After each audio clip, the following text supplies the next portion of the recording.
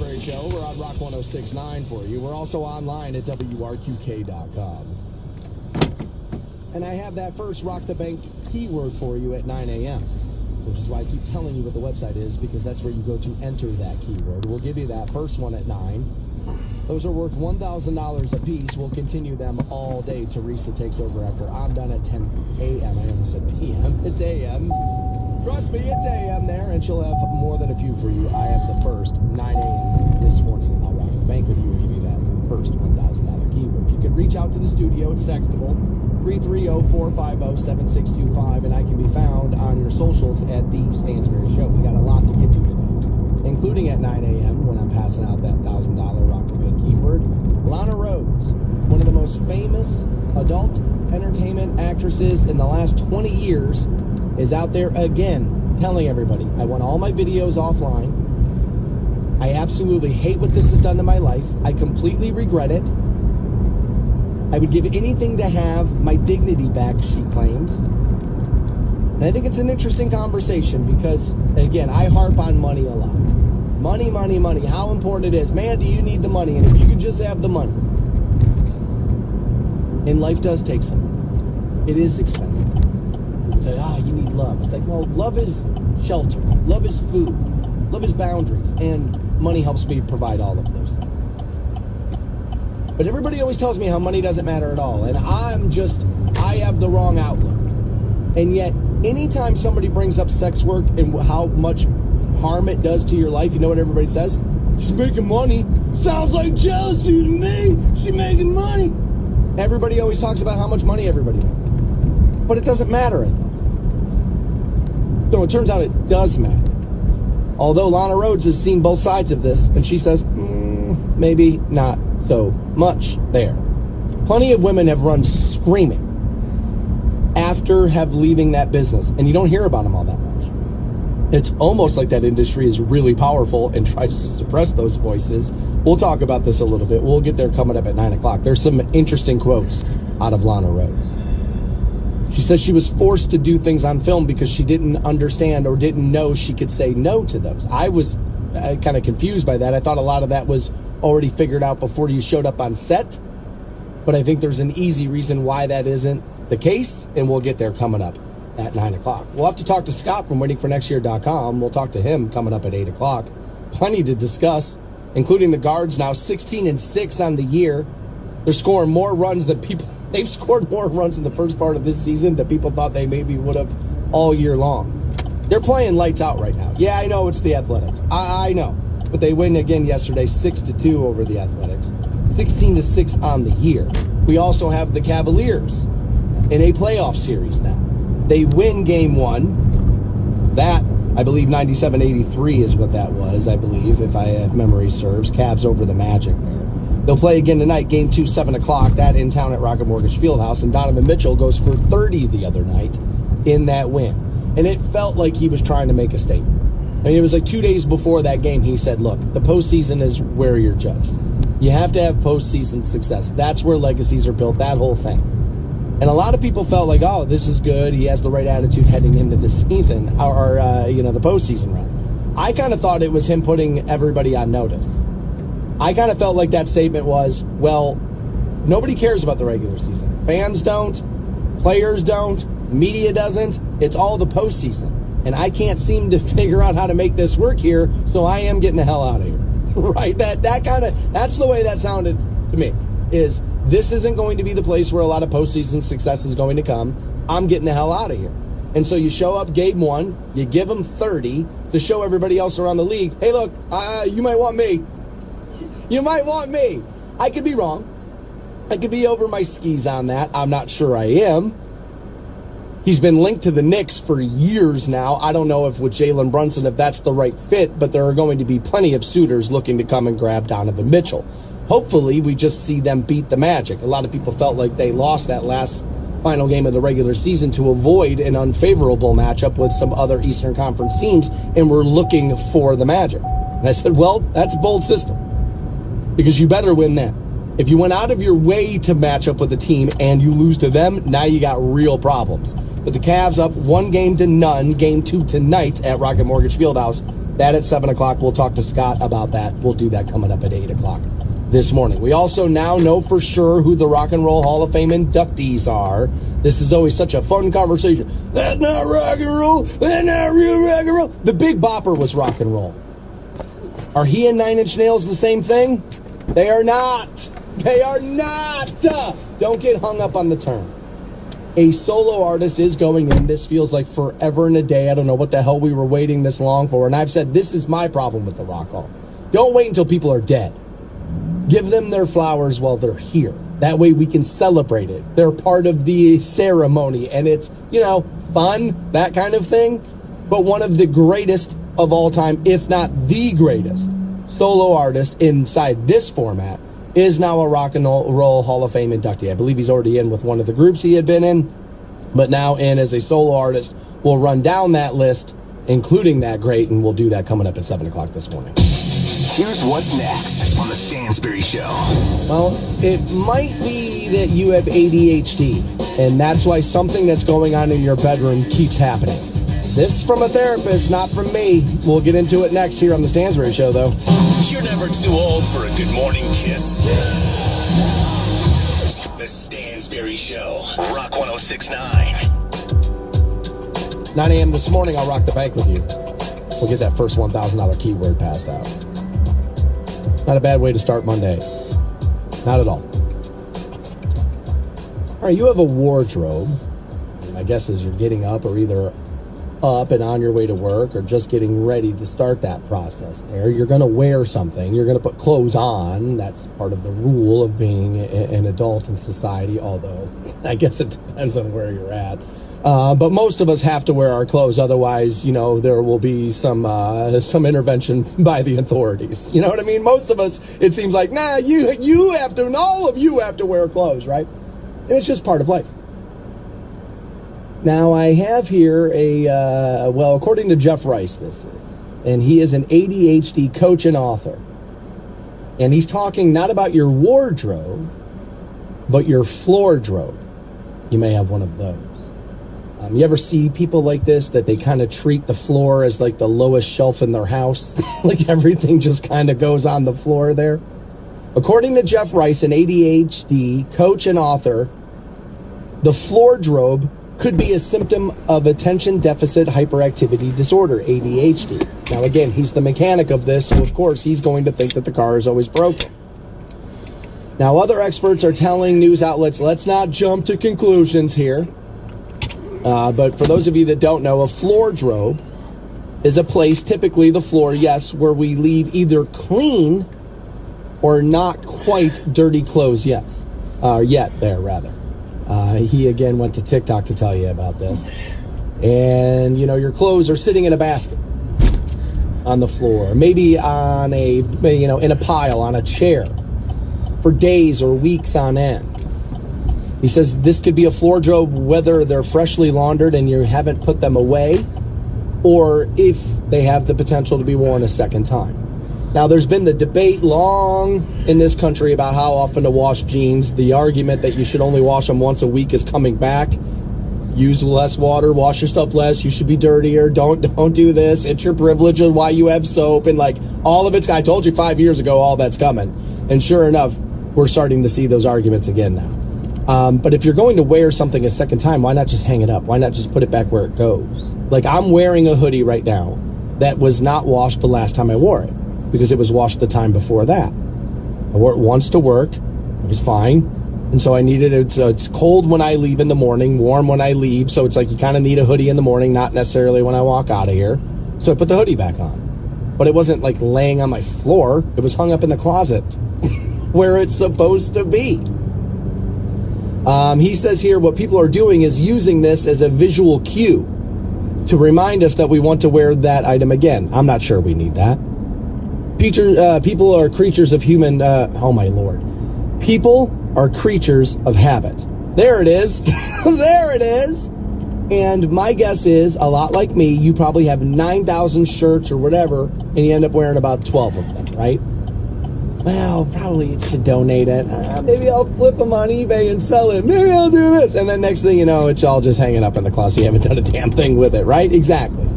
So I'm not sure it's a visual representation that you want to wear it again. If you wear something, it's because you kind of like it. You have plenty of things in your closet you're not wearing because you don't think it looks good on you. You haven't lost the 5 pounds that you need to get into it, or whatever the hell the thing is. But you're wearing the same stuff over and over and over again. You know, he starts talking about how people will not put their laundry away. Again, this is Jeff Rice talking to us about the floor drobe.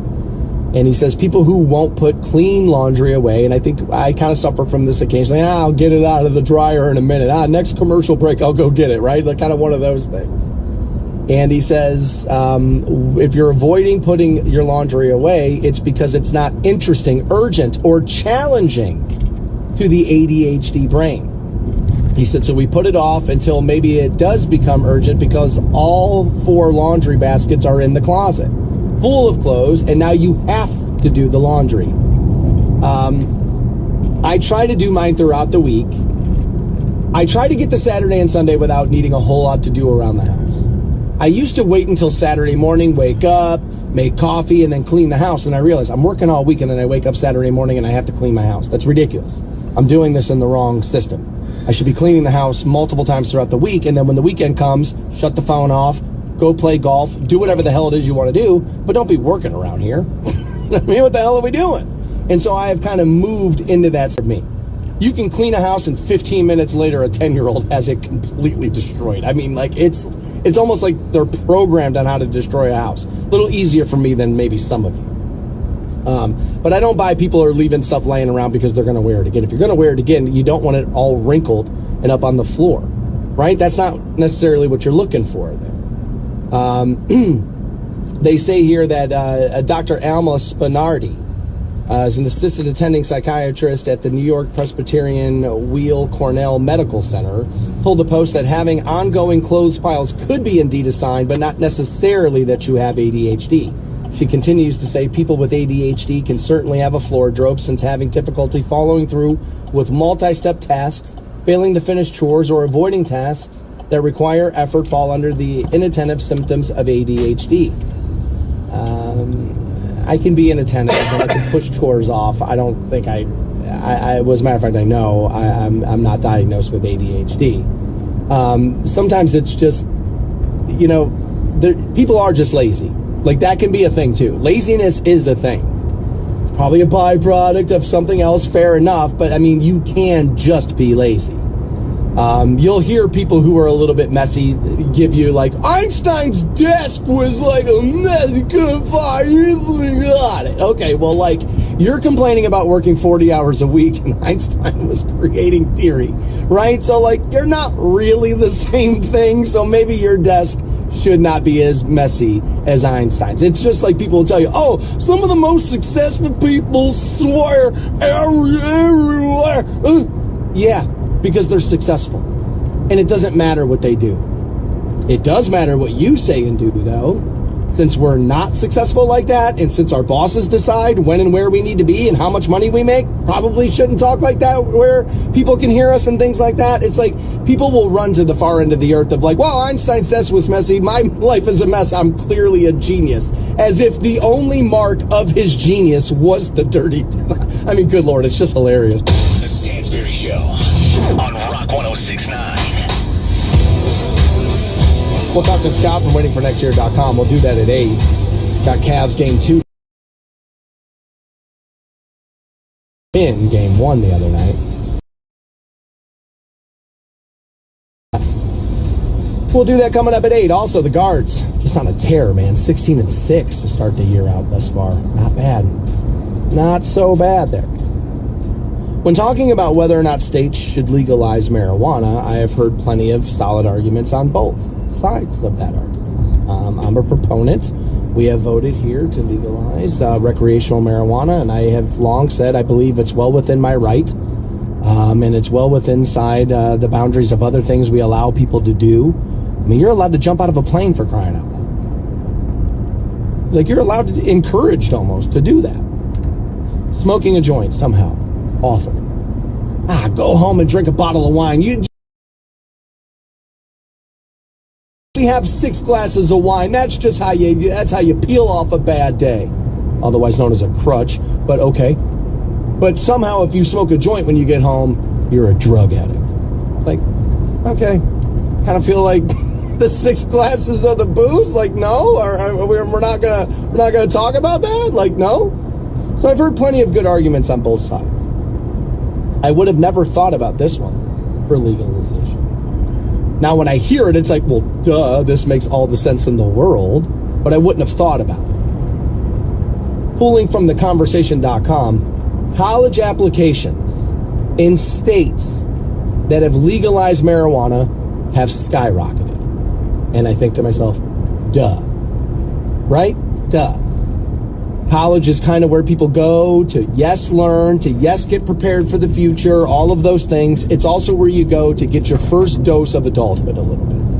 Right? No parents around. We're allowed to do what we want. I should go to class. I have to make myself go to class. There's a little bit, and through that, here comes kind of figure out how to drink a little bit, right? Yeah, maybe smoke a little reefer over here, right? You kind of figure that out. That's that time of life where you're kind of figuring it out. Apparently, states that legalize recreational marijuana, the number of applications for that state's colleges grew by about 6%, more than colleges that did not. This means that colleges in legal marijuana states received a temporary boost in applications. Now, they do say here they didn't detect any real increase beyond the initial spike, but I think we all know that that's happening. The results control for school quality, tuition prices, and labor market conditions that may affect student application decisions as well. At a more detailed level, the gains were strongest for the largest schools, which observed nearly a 54% increase in applications compared with similarly sized schools in non-legal states.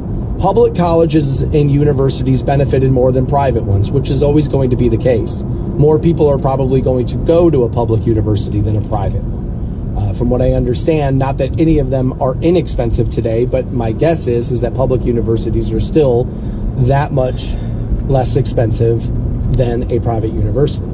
In addition, schools got more applications from high-achieving students as well. Standardized test scores for the top 25% of applicants spiked along with the quantity of applications, meaning some of the sought-after students that you want in your student body of your university are deciding to go to schools in states where legalization has taken place. Not surprised. The younger you are, the more likely you are to care about this issue. Right? The older you are, like, I don't really care about legalization. I really don't. I've got good connections. I want it. I think we should have it. I don't necessarily, you know what? I shouldn't say I don't care about it. I don't necessarily need it in my life. I've got good connections. I got a guy who delivers. I mean, delivers. I never even leave the house. It's great. Right? And so, like, I don't necessarily need it. The older you are, the more relationships you have built, the more people you probably know, the more access you're going to have. The younger you are, the more you're passionate about this issue. Once you get to a certain age, you're like, I don't care if we can buy it legally or not. I got it. It's in my living room. I'm fine. I don't need to go to the store. I got it. Right? Like, and so the younger you are, you also, the subjects you're passionate about are like the only subjects you care about at all. And so you're just going to fight tooth and nail for this. And you want to go where the like-minded people are. They say why it matters is, well, it's going to change the student profile of universities. And so you're going to change who wants to come there, who is going there, and what the perception of your university is around the world. And mostly throughout this country, is I would imagine is what they're really worried about. And of course it will. They said this is going to change if the high quality applicants want to be able to smoke weed, and which kind of flies in the face of what people talk about with marijuana, right? Well, if you smoke weed, you can't do this, you can't do that, you can't do that. It's like Michael Phelps disproved all of that, like literally all of it. Now, yes, your stereotypes are based around the bulk and not like the outlier cases, and plenty of people who smoke marijuana are lazy and do nothing and want to do nothing and complain about how nobody's helping them do anything. There are plenty of those people. I know 50, 60 of them. Honestly, I could start rifling off names. I won't, but I could. They say here, the better your students, the better your university. And they say how your university is perceived matters. Does it? I think We used to think so. Have you been paying attention what's going on college campuses right now? And by right now, I mean the last 5 years, probably under. Did you hear about what happened at Yale? They had a student chain and were blocking Jewish students from attending class just because they're Jewish. Because of the war right now. So all Jewish students are bad. Did you hear about this? A Jewish woman who attended this was stabbed in the eye with a Palestinian flag, the pole of the flag. They stabbed her in the eye with it. There's human chains. They're blocking students from attending classes simply because they're Jewish. I'm sorry, but what goddamned year is it? And like, yes, the news is talking about this. Yes, you'll see a blurb here or there. Mostly you're seeing it on social media and not the news. That's mostly where you're seeing it is social media. A lot of you had no idea this happened because you don't spend your time on social media. That's not me looking down at you. That's me being jealous of you. That you don't have to be tied to social media as much as some other people. Good for you. Not that much, though. And again, I don't like doing this because it makes people believe that you're on one side or the other, but like, and why it's not the only story dominating the headlines is what? The young MAGAs aren't doing it. They're not. If this were red hat people, this would be the only story you heard about. We know that's a little bit true. I hate saying things like that because then my buddies get text messages. My buddy Dustin gets this text message from a crazy Joe Biden fan every day. Turned out your buddy went all red. And it's like, no, dude, I'm just willing to see what's happening out there. That's horrific. You're blocking kids from going to class simply because they're Jewish, otherwise known as hatred. And yet, not really seeing it talked about that way. It's not being presented that way. You put one kid in a red hat smiling towards the media member with the camera in his face, it's the #1 story throughout the country. Remember that? That kid smiled. He was wearing a Trump hat and was smiling. He became the #1 enemy in this country. This is happening across college campuses, across this country, everywhere, every single day, and it's crickets. I don't understand that. If you're worried about the reputation of your esteemed university, you might want to start there and not with the Swisher Sweets, for crying out loud. Live from the Hall of Fame City. And just as bad as NFL officiating. The Stansberry Show on Rock 106.9. 9 a.m., I'll rock the bank with you.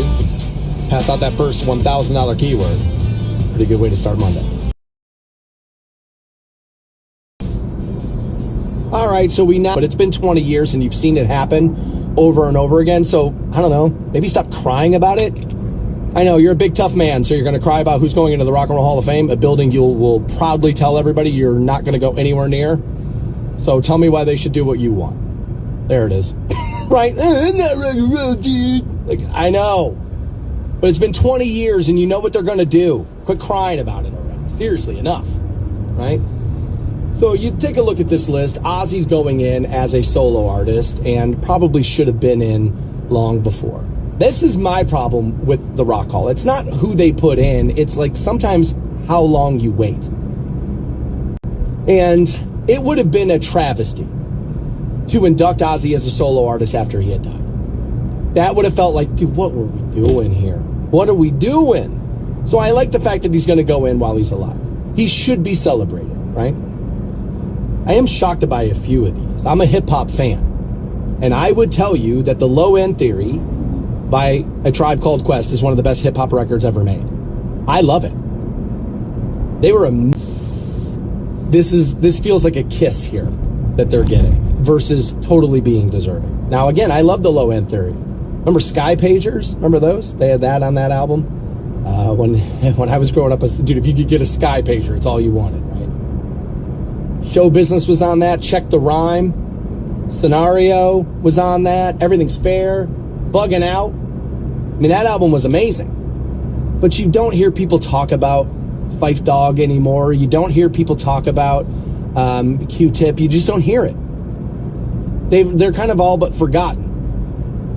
I think they're damn good and a little underrated. And honestly, when you listen, and this will make me sound like I'm 2,000 years old now, but when you listen to hip hop now versus what Q-Tip was talking about, it's kind of like, no, man, we need to go back a little ways. Maybe get back into some Common. Maybe get back into some Q-Tip. Right? Cher's getting in. I'm wearing a belt as underwear, and literally it was splitting her ass. And God, that song, and then there's.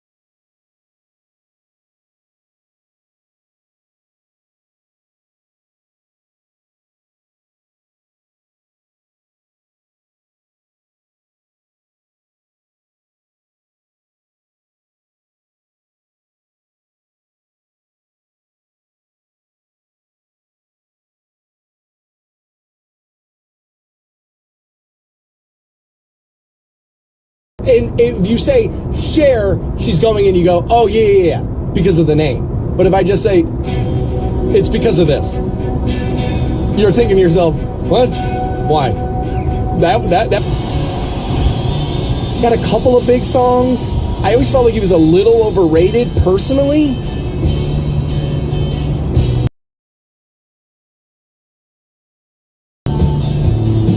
Oh my God, he's making the guitar talk, man. How's he doing that? Oh my God, man. Copy of that. All right, this band is talented. They are stacked full of good musicians. I would not have... You couldn't get away from this one. You don't need that.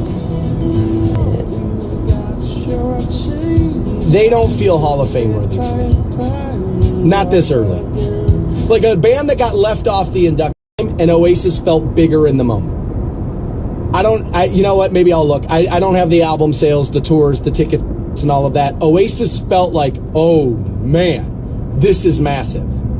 Where Dave Matthews more felt like nobody has the balls to tell college kids their music sucks. Right? Like that's kind of how that feels to me. Now, I guess about Oasis, you could say, oh, just a Beatles ripoff or, whatever. Blur was better, man, said by, music snobs. Blur was not better. They weren't. Oasis was clearly the better band there. So much so that Blur, did you see them at Coachella? This is the last time we're playing live because nobody likes us anymore. Yikes. Yeah, dude, just keep giving us the Gorillas, buddy. Nobody cares about Blur. Yeah, song 2, it was great. The rest of it sucks. But I would have put Oasis in, personally. This is why I don't have a vote, I suppose. I would have put Oasis in long before I would have put Dave Matthews in. I could see Dave Matthews getting in. This feels a little early. Rock 106.9. You're on the iHeartRadio app. Just wrong. The Stansberry Show on Rock 106.9. Welcome back to the Stansberry Show, where you're going to rock the bank at 9 a.m.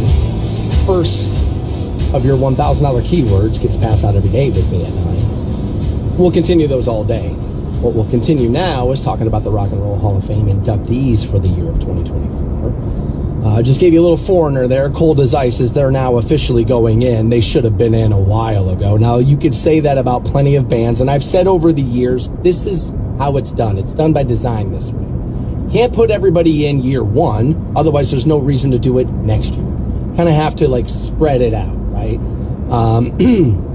Bait the hook and the like. Now, plenty of people go in too early, plenty of people go in a little too late. For those of you that have missed the announcement of who it is, quickly, Norman Whitfield, Dionne Warwick, A Tribe Called Quest, Big Mama Thornton, Suzanne DePass, Ozzy, MC5, John Mayall, Alexis Corner, Kool and the Gang, Peter Frampton, Foreigner, who I just gave you, Dave Matthews Band, Cher, Jimmy Buffett, and Mary J. Blige. We kind of talked about Dave Matthews, and I said, look, I understand that people get annoyed by him. My boss is apparently one of them, who has just texted me. He goes, dude, I'm loving the Foreigner. Whatever you do, don't you dare give me full-length Dave Matthews. Oh, is that right? Gonna talk a little trash via the text message, are we, boss man? More the man has passed away. And again, that kind of gets us back to one of my original points. Let's get people in before they die. Right? Like it's, everybody's just drunk and maybe a little reefered out there and now just having a good time, right? Margaritaville, that whole thing and all of that. What people would call a tribute band today. I don't think they even have one original member left, right? Like that's pretty much, it's all stand-ins now, which is just a celebration of the music, and I'm okay with it. If people want to go, they want to go. I'm okay with it. But people might forget how good they were. I mean, that was really, really good. Really good. Good, right? Like people don't talk like that, but that's pretty good. Right? Little head games. That was all right. Or maybe you seeing more than one there. A little double vision.